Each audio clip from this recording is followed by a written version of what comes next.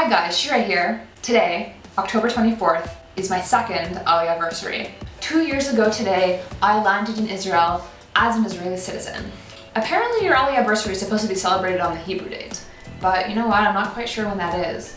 I am assuming that sometime in Tishrei, like the end of Tishrei, which was like a month ago. Anyways, I'm not going to waste this video reminiscing the last 2 years as an Israeli citizen.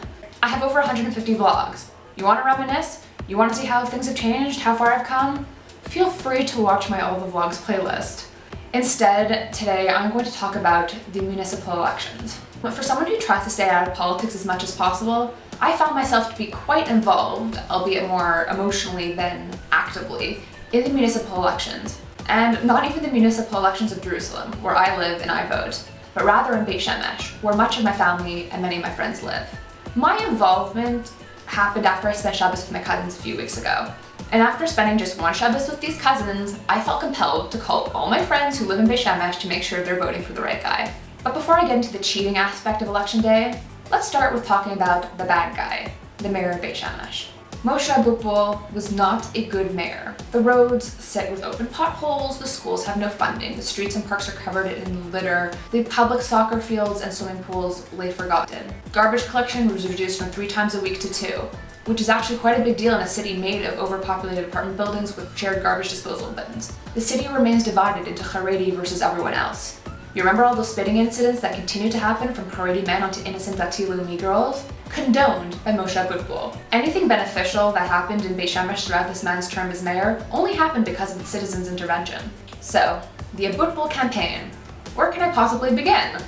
Put simply, his campaign was mostly based on scaring Jews by quoting big-name rabbis claiming that they said that hell awaits those who don't vote for Abutbul. Did any of these rabbis actually make such a claim? Maybe yes, maybe no. But whatever the case, it actually worked. You could not pass through any street in Beit Shemesh that did not have a huge Abutbul poster with the name of some rabbi on it. And people would say that the reason they're voting for Abutbul is because that's what makes a frum Jew, a real frum Jew.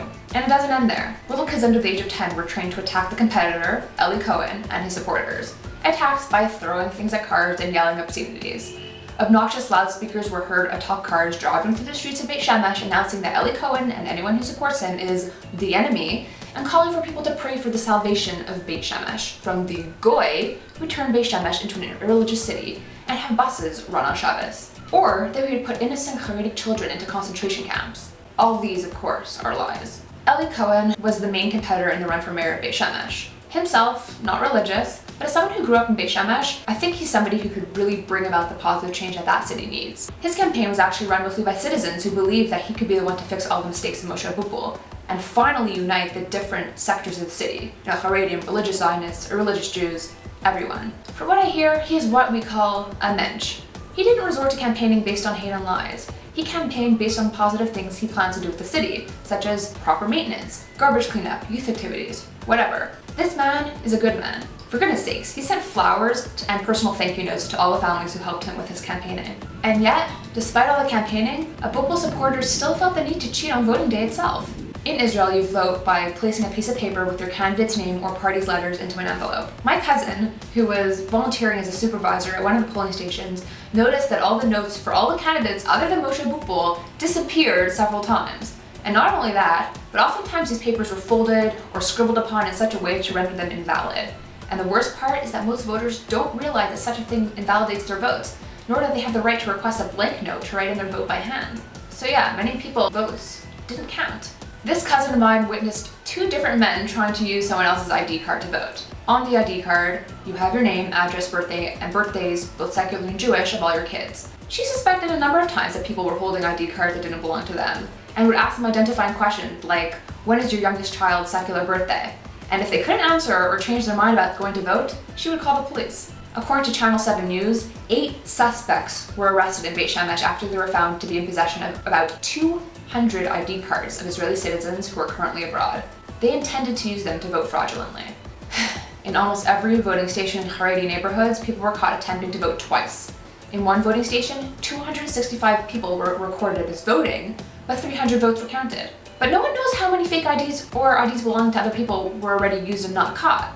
And then meanwhile, in other polling stations, kids were hired to cause disturbance to prevent people from entering to vote. In conclusion, 72% of eligible voters in Beit Shemesh went to vote on election day, as compared to just 31% in Jerusalem. That's an amazing amount. But needless to say, Moshe Abutbul is still the mayor of Beit Shemesh, although he did only win by just 2%, and this includes all the fraud and cheating. So, I have two thoughts on about this whole story.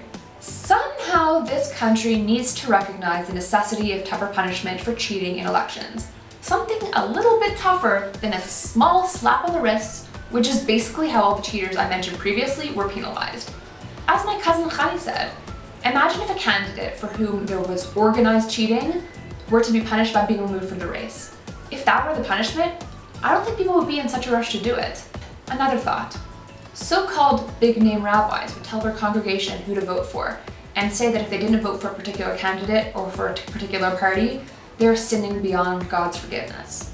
I've always learned to respect the status of a rabbi, and I was always taught to respect them because they're supposedly on a higher level than the average person, closer to God. You know what? It's really hard for me to continue feeling this way after such a dirty election. On top of that, I always thought that the word charedi meant God-fearing. But people who conspire a mass array of cheating to get their candidate into the golden chair, those people are considered God-fearing. Like, what a chil Hashem. You don't see this happening in any other sector of Jewish people. I love Israel and almost everything about it. I love living here and I have no plans on leaving.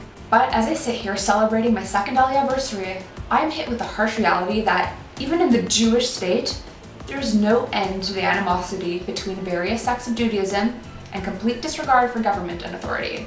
So yes, happy anniversary to me.